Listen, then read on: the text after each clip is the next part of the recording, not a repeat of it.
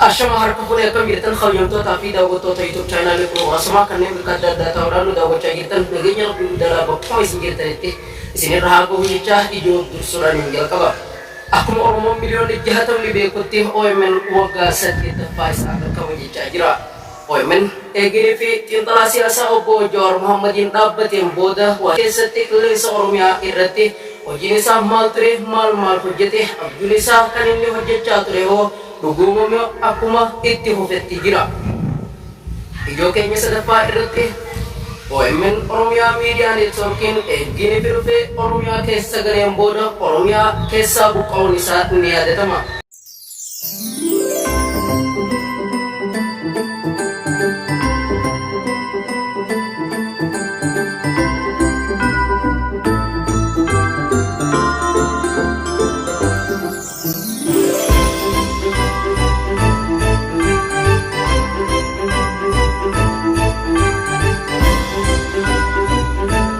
Aku biar kamu tilmanar moda video tesani kerja. Kirane ada tifirolore ada timbiya kesa bukale biya agar hati berkaca turun sani dia itu mah. Terus kalau selirakan ke tinta siasa ada opojor Muhammadis. Aku menaloto tabiyo ormiati biya isa ormia irra bukate Amerika kesa teso isa tasibate. Aci kesa tu gila ini orang moda kerja catur kesa ormia media network hunde suram. Semua oromia media networki orota kanem bakatani bija ala kesah jirang wajin oromia media networkin hundi famem ega oromia media networkin hundi famem boda huji isa tolong sa oromia prisom sini jejuran oromia media networkin seti famem cirale ada meneh cipel la fida bodus oromia media networki kunin sarabuso nidat damem mau be konti oromia media networkin kunin saulana ratibehem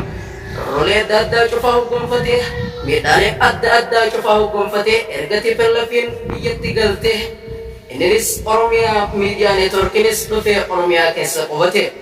Barak malam maafi kuran jetunis gafani fi, woya dan biyat kediste fatih. Dr. Abi Ahmad lufe biyat kana kabate, cium segede sudah jatuh oromia media network ini lufe biyat kana kesa teh dabate. Idrale ada TV role ada bensinan umat ratih shiraya dura irra isira kangke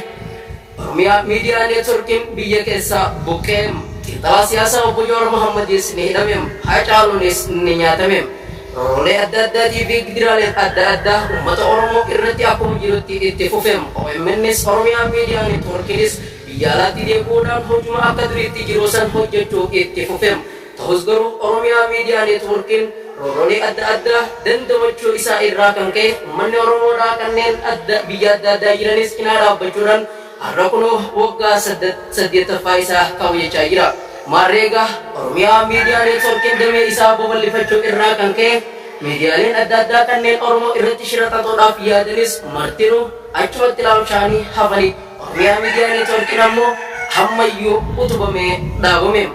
guddate dagagem oromia media networkin bija Allah teso isa godatus oromia media networkin aka oromia kesati dabumo yokani motum dufe buro godamo yokani motum fide kafalti isa bilsingina rafodamo jalamurame bekamam tahusgoro yonif walin jirande walin tane walla genye walin dubanne walin mariyanne hun arkamam erga kana hun daura wajong kandendemo kanarim sebelan namun ni wallagahan wa hundau gulu nidan dawa tanif kaya cungkenyas tanafim ega oromia media networkin hujisa amal lecum setuma itu bukajira gas esonni isani inawani biya kesa arya manis isinis cacam temeshan isida alatih roba kesa tiga tamtus amalle uji dan safi bonsa biya ala kesati itira tausgaru oromia kesati rabbitunisa ifa bilisa oromia media networkin amalle rahu bagoga sadir tafake kau yafi jalan gese sinjena ilman oromo da gidirali ada kanisani rage irra kanke gas esonni oemen irra jiratani hojje cairan mindamale kafalti malete oemen oromia media networkira ni hojje ne jetulan abdi biranawati horo ega oromia media networkin Jawar Muhammadin kan utubame yoo ta'u gaazexeessota gameeyyii achi keessatti horatee kunuunfatee argamaa jira ammayyuu jechuudha. Erga miidiyaaleen adda addaa isarra ga'ee OMN irratti shirri adda addaa yaadameen booda Oromiyaa Miidiyaa Neetwoorkiin dhuftee raadiyoo irratti bahuudhaaf kaateem tamsaasa raadiyoo irraa kan Horni Afrikaa irraa darbu uummanni Oromoodhaa kan biyya keessa jiru karaa raadiyoo isaa banatee gurratti qabachuudhaatiin Oromiyaa Miidiyaa Neetwoorkii dhaggeeffachuu eegalem. Egaa Oromiyaa Miidiyaa Neetwoorkiin akkanatti dagaagema ganaadhas dagaaguuf jiramu asiifachuu dagaaguun isaa dirqamam nutis dagaagsuun isaa dirqama nurraa eegamu. Buqqa'insa miidiyaa kanaatiif sababa kan ta'e waldhabbii shira adda addaa kan biltsiginnaan uummata irratti yaaduudhaaf yaalte yoo ta'u amma utubamee dhaabamuun isaa dirqama waan ta'eef dirqama kana bahachuun isaa ammoo mataa mootummaa kanarra jira.